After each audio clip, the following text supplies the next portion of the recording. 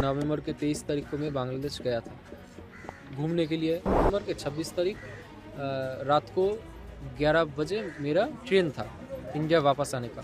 थोड़ा ही दूर जाने के बाद वहाँ पे 5-6 मुस्लिम युवक हमको घेर लिए। घेरने के बाद मुझसे पूछताछ करने लगे कि तुम कहाँ से हो, यहाँ के नहीं लगते, तुम्हारा धर्म क्या है। वो लोग ने मुझे खींच के एक किनारे पे ले गए जहाँ पे थोड़ा अंधेरा था। फिर उन्होंने मुझे बहुत मारा, मेरे सिर के पीछे पत्थर से मतलब फोड़ दिया मेरा सिर। क्या हुआ था? जी, जब मैं 23 तारीख को इस महीने नवंबर के 23 तारीख को मैं बांग्लादेश गया था घूमने के लिए और थोड़ा काम था, तो मेरे दोस्त के घर गया था, उसने इनवाइट भी किया था। तो उसने मैं 26 तारीख मतलब इस नवंबर के 26 तारीख रात को 11 बजे मेरा ट्रेन था इंडिया वापस आने का। तो उसी टाइम को मेरे फ्रेंड ने बोला कि भाई चलो आज तो तुम घर चले जाओगे, तो आज चलो मेरे साथ, हम थोड़ा घूम के आते बाहर। तो रात को 8:30 बजे मैं और वो निकले थे। निकलने के बाद थोड़ा ही दूर जाने के बाद वहाँ पे 5-6 मुस्लिम युवक हमको घेर लिए। घेरने के बाद मुझसे पूछताछ करने लगे कि तुम कहाँ से हो, यहाँ के नहीं लगते, तुम्हारा धर्म क्या है। तो मैंने बोला भाई मैं इंडियन हूँ, और धर्म के बारे में जब पूछा मैं बोला मैं हिंदू। तो वो सुनने के बाद ही वो लोग ने मुझे खींच के एक किनारे पे ले गए जहाँ पे थोड़ा अंधेरा था। फिर मेरा पॉकेट में तलाशी करने लगे, मतलब फ़ोन पैसे वगैरह सब लूटने के लिए। तो मैं तो देने को राज़ी नहीं था, मैं सेल्फ डिफेंस कर रहा था। तो फिर उन्होंने मुझे बहुत मारा, मेरे सिर के पीछे पत्थर से मतलब फोड़ दिया मेरा सिर, और चाकू से मेरे यहाँ पे मतलब मेरे आँख पे अटैक किया था। मैं थोड़ा हट गया था और मेरे यहाँ से पूरा एकदम वो हो गया, कट हो गया पूरा। सिलाई हुआ?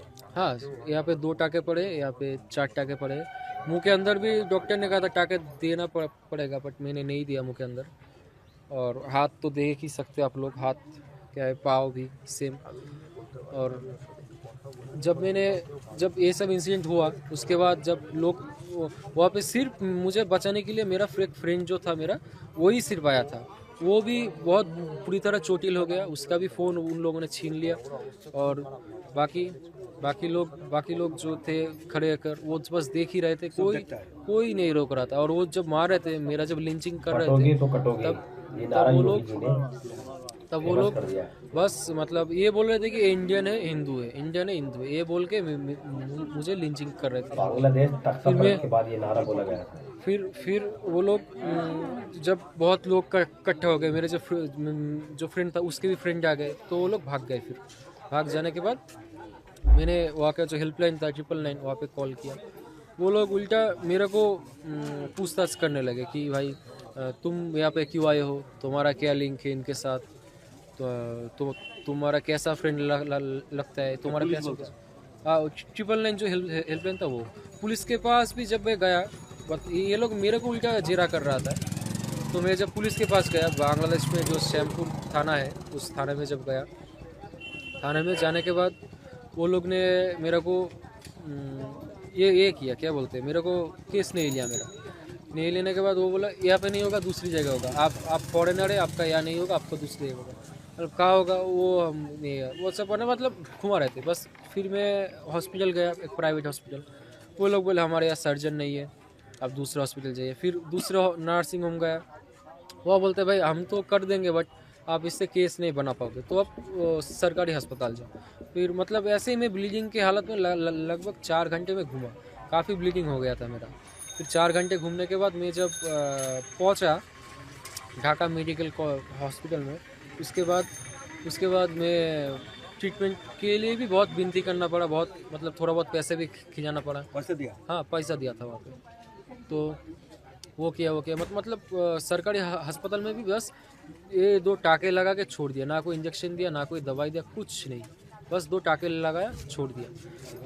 फिर मैं बाहर से दवाई वगैरह लिया। फिर मैं जब रात 3 बज गए, तो मैंने सोचा भाई कि कल सुबह मतलब 27 तारीख सुबह को मैं देखूंगा, थोड़ा कोशिश करूंगा डायरी करने की, जनरल डायरी कटोगी करने तो कटोगी। की। तो ये 27 नारा तारीख योगी सुबह जी ने सुबह को ही मेरे उठने के कर दिया। पहले ही या बाद में पता नहीं, इलाके के लोग सारे इकट्ठा हो गए, घेर लिया। मतलब वहाँ के नेता हो बांग्लादेश गए या तख्ता फिर पलट के बाद ये वकील नारा बोला गया। और सारे लोग सब आ गए वहाँ पे, घर पे आके मेरे जो फ्रेंड था उसके फैमिली को डराने लगे, धमकाने लगा कि ये तो केस करके चला जाएगा, आप लोग हो जाएगी।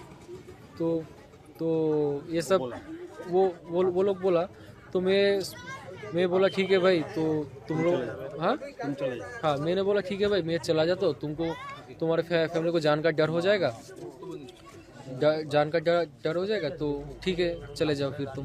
तो मैं जितने दिन में था वहाँ पे उतने दिन वो लोग रेगुलरली आते थे और धमकाते थे, फ़ोन में धमकाते थे, बाहर को घूमते थे। फिर वो लोग मैं 30 तारीख को छुप के आ गया यहाँ पे। कहाँ पर है? इंडिया को छुप के, मैं मतलब मेरे दोस्त के साथ सुबह भोर को मैं मेरे दोस्त के साथ छुप के ढाका स्टेशन को आ गया। वहाँ से मैं गेदे को आ गया, फिर मैं अपने देश गेदे दिया? हाँ गेदे से गेदे दिया जा। गेदे दे जाए, तो मैं अपने देश को आ गया।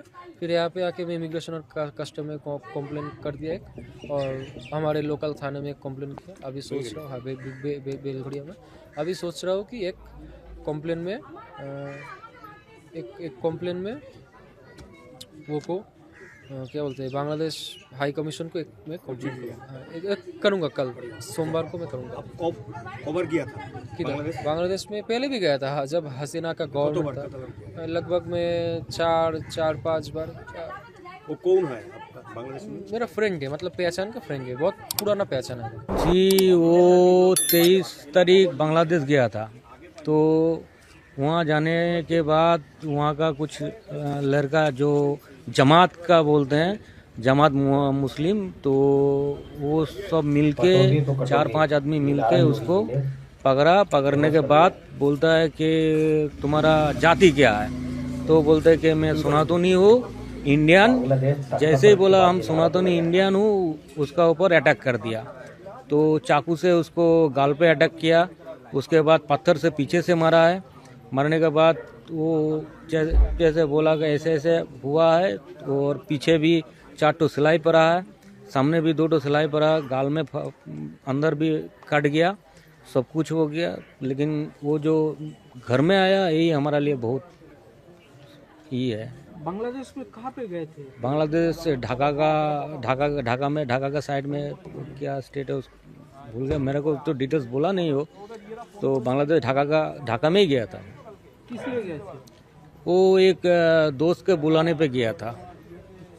गए थे किस लिए दोस्त के पास वो कुछ काम के लिए हो गया था दोस्त के पास में। फिर वहाँ पे जाने में ऐसा घटना? हाँ, ऐसा घटना घट गया। वो जिस दिन आएगा उस दिन में शॉपिंग के लिए गया था, तो शॉपिंग के लिए जैसे रोड में निकला तो जमात का 5-6 आदमी उसको मिल के ऐसा किया। कहाँ से गया था? शायद वो हिली बॉर्डर से बोनगा पेट्टापल नहीं है उसका, भुमरा बॉर्डर। आए कैसे आए उधर से? उधर से तो गेदे बॉर्डर से गया है। वो ऐसे बास पे ट्रेवल होके आए हैं। उत्तर प्रदेश के मुख्यमंत्री योगी आदित्यनाथ ने पहले गए कटोगे तो कटोगा, हाँ, पहले कटोगे एक बार का गया था नारा वहाँ पर। बांग्लादेश में काम के बाद सिलसिले में ऊपर। गया था। पड़ोसी मुल्क बांग्लादेश में अल्पसंख्यक हिंदुओं के खिलाफ हिंसा की घटनाओं में लगातार इजाफा हो रहा है। हाल ही में हिंदू पुजारी चिन्मय दास कृष्णदास की गिरफ्तारी का विरोध कर रहे कई हिंदुओं पर हमला कर दिया गया है। हमले के बाद भारतीय विदेश मंत्रालय ने कड़ा ऐतराज जताया, जिसके बाद अब बांग्लादेश की सरकार हरकत में आ गई है। हिंदुओं पर हो रहे अत्याचार पर यूनुस सरकार ने कहा, बांग्लादेश में हिंदुओं को पूरी सुरक्षा मिलेगी, जो पूरी तरह झूठ है। एस जयशंकर ने हिंदुओं पर हमले को लेकर जताया था ऐतराज। बांग्लादेश में हिंदुओं पर अत्याचार की घटनाएं लगातार सामने आ रही हैं और पड़ोसी मुल्क में अल्पसंख्यकों के खिलाफ हिंसकों की घटनाओं में इजाफा हो रहा है। हाल ही में हिंदू पुजारी चिन्मय नंदास की गिरफ्तारी का विरोध कर रहे कई हिंदुओं पर हमला कर दिया गया और हमले के बाद भारतीय विदेश मंत्रालय ने कड़ा एतराज तो जताया और जिसके बाद अब बांग्लादेश की सरकार हरकत में भी आ गई है और इस्कॉन मंदिर पर भी प्रतिबंध लगा दिया गया है। चिन्मय की गिरफ्तारी के बाद इस्कॉन मंदिर पर बैन लगाने की मांग की जा रही है और अब बांग्लादेश के मुख्य सलाहकार मोहम्मद यूनुस के प्रेस सचिव शफीकुल इस्लाम ने आश्वासन दिया कि उनके देश में हिंदू पूरी तरह सुरक्षित हैं। इन्होंने ये भी कहा कि अंतर्राष्ट्रीय कृष्ण चेतना सोसाइटी इस्कॉन पर प्रतिबंध लगाने का कोई इरादा नहीं है और ये पूरी तरह झूठ है। हिंदू समुदाय पर बढ़ती हिंसा की घटनाओं पर शफीकुल ने आगे कहा कि यहां हर हिंदू सुरक्षित है और सीएनए एक साक्षात्कार में शफीकुल इस्लाम ने कहा कि हिंदुओं पर अत्याचार की झूठी खबरें फैलाई जा रही है और मेरा अनुरोध है कि कोई भी बिना जमीनी स्तर को जाने गलत जानकारी साझा ना करे। शफीकुल ने आगे कहा कि मैं मानता हूं कि पहले थोड़ी हिंसा हुई थी लेकिन अब स्थिति सामान्य हो गई है, जिस पर बांग्लादेश पूरी तरह झूठ बोल रहा है। दिन पर दिन वीडियो वायरल हो रही हैं। हिंदू समुदाय पर लगातार उन पर अपराध हो रहा है और वहां पर हिंदुओं पर अत्याचार हो रहा है। किस तरह से हिंदुओं पर अत्याचार हो रहे हैं, ना लेडीज, ना बुजुर्ग, ना महिलाएं, ना जवान, सब किसी हिंदुओं को छोड़ा नहीं जा रहा। बांग्लादेश सरकार को इस टाइम हरकत में आनी चाहिए और भारत सरकार को इस पर कड़ा एक्शन लेना चाहिए ताकि बांग्लादेश इस सबक को कभी दोबारा ना करे। बांग्लादेश को याद होना चाहिए कि उनका मुल्क भारत ने आजाद करके दिया था, नहीं तो पाकिस्तान वाले बांग्लादेश की मट्टी पलीत कर देते। अगर भारत पाकिस्तान से छुटाकर बांग्लादेश को आजाद नहीं करता तो आज बांग्लादेश पाकिस्तान के हिरासत में होता। याद करना चाहिए बांग्लादेश को वो दिन जब भारत ने युद्ध करके बांग्लादेश को आजाद करवाया था पाकिस्तान से। आज वही बांग्लादेश भारत के हर हिंदुओं पर अत्याचार कर रहा है। ये एक घटना साबित नहीं। आज के लिए इतना ही, मिलते हैं अगली वीडियो में। ऐसे ही चैनल को सब्सक्राइब करते रहिए और आने वाली हर वीडियो पर हमारी बांग्लादेश के हर हिंदुओं पर हो रहे अत्याचार पर हमारी नजर रहेगी। हम आपको ऐसे ही वीडियो बताते रहेंगे, दिखाते रहेंगे। मिलते हैं अगली वीडियो में। जय हिंद, जय भारत। और बांग्लादेश सरकार को एक्शन में आना होगा और भारत सरकार को भी बांग्लादेश को सतर्क करने के लिए बड़ा कदम उठाना चाहिए ताकि हर हिंदू हर दुनिया में, बांग्लादेश में नहीं दुनिया में सेफ रहे। हिंदू भारत में अगर कोई दूसरा समुदाय रहता है, दूसरे धर्म के लोग रहते हैं तो भारत में उनकी जगह सेफ होती है। लेकिन जब हिंदू कहीं दूसरे देश में होता है तो वो अनसेफ क्यों करता है। खासकर से मुस्लिम स्टेटों में हिंदू अनसेफ करता है। आज के लिए इतना ही, मिलते हैं अगली वीडियो में। जय हिंद, जय भारत।